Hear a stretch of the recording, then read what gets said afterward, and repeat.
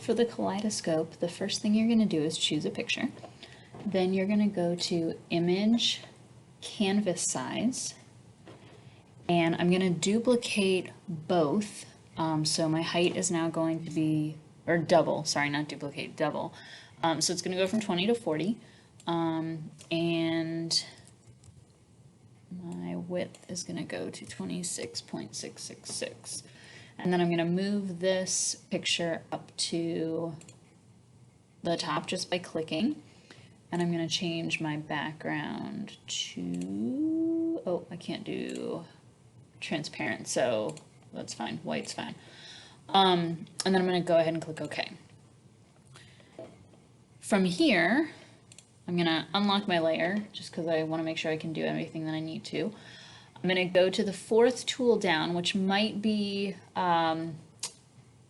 you might have it on quick selection tool, but we're going to actually choose the last one, which is magic wand tool, to select all of this white space.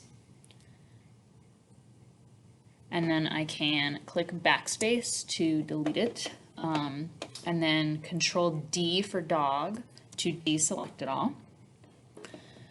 I can either go up here to duplicate layer, or I can Control J to duplicate the layer. Then I'll go to the move tool and I can move this over, edit, transform, flip horizontal.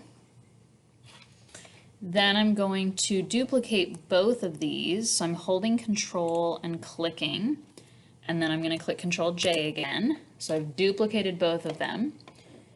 And while they're both selected, I'm going to go to Edit, Transform, Flip Vertical.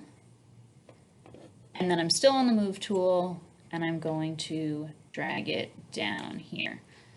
And that's it. File, Save As, last name underscore first name underscore Kaleidoscope, or Kaleidoscope 1, because you're going to end up doing 3 of those. And make sure that it's saved as a, oh, they recently updated this. So you actually need to click Save a Copy. And that's going to let you click JPEG. So if you don't see JPEG, click that Save a Copy.